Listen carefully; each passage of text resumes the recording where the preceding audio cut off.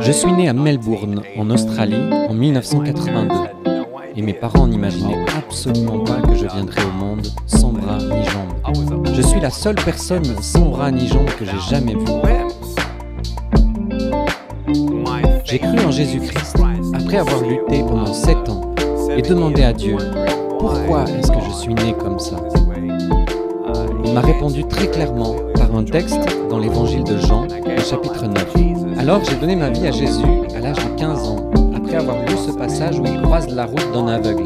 Et attendez une seconde, c'est vraiment intéressant. Personne ne savait pourquoi il était né comme ça. Je me suis dit, parfait, c'est tout moi. Donc j'ai lu dans l'évangile de Jean, au chapitre 9 et au verset 3, où Jésus dit que c'est arrivé afin que les œuvres de Dieu soient révélées en lui. Je me suis dit, waouh, Dieu, si tu avais un plan pour l'homme aveugle, tu en as aussi un pour moi. C'était le début de ma relation personnelle avec Jésus. Des groupes de jeunes, des églises ont commencé à me solliciter. Partout, des portes se sont ouvertes pour que je puisse donner mon témoignage. J'ai parlé devant 300 lycéens. Au bout de 3 minutes, la moitié des filles s'étaient mises à pleurer. L'une d'elles, au milieu de la salle, les larmes aux yeux, a levé la main et dit « Je suis vraiment désolée de vous interrompre, mais est-ce que je peux venir pour vous prendre dans mes bras ?» Devant tout le monde, elle s'est avancée et m'a prise dans ses bras. Elle a pleuré sur mon épaule et m'a murmuré à l'oreille. Jamais une personne ne m'a dit qu'elle m'aimait. On ne m'a jamais dit que j'étais merveilleuse comme je suis. Je n'arrivais pas à y croire. Cela a changé ma vie. À cet instant, j'ai compris que Dieu se servait de moi pour lui faire du bien. Ce n'était pas par mes paroles ou par ma force, mais c'était Dieu. Et mon cœur s'est enflammé de passion. C'était vraiment impressionnant de voir une personne transformée pour toujours. Ce jour-là, j'ai su que Dieu m'appelait à annoncer son évangile à travers le monde. Aujourd'hui, ne partez pas d'ici sans changer. Repartez d'ici sans chaîne.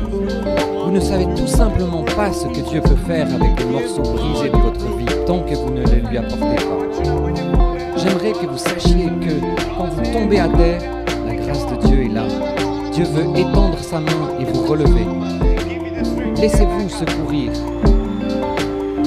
Durant les 7 premières années de mon ministère, Dieu m'a ouvert des portes qui m'ont conduit à parler 2000 fois dans 44 pays sur 6 continents. Des campus universitaires comptant 40 000 étudiants en Chine, en passant par l'Inde, où j'ai parlé à des victimes de l'esclavage sexuel, et à une foule de 110 000 personnes réunies dans la jungle. Puis l'Indonésie et l'Asie du Sud-Est, la Colombie et le Costa Rica, où j'ai pris la parole lors de conférences internationales et pu voir les dirigeants consacrer leur pays au Seigneur Jésus.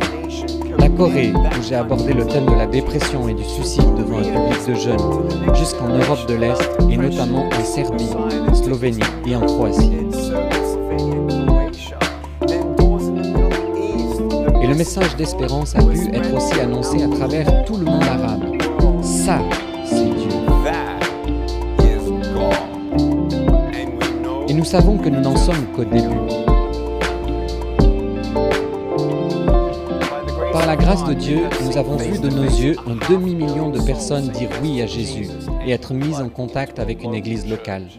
Aussi fou que cela puisse paraître, avec notre association Life Without Limbs, nous avons pour but de prêcher à chaque personne de la planète, 7 milliards de personnes. Nous croyons qu'il est possible d'atteindre ce but, car le Saint-Esprit est en train de réunir des personnes souhaitant s'engager et nous soutenir dans notre envoi pour accomplir cette mission.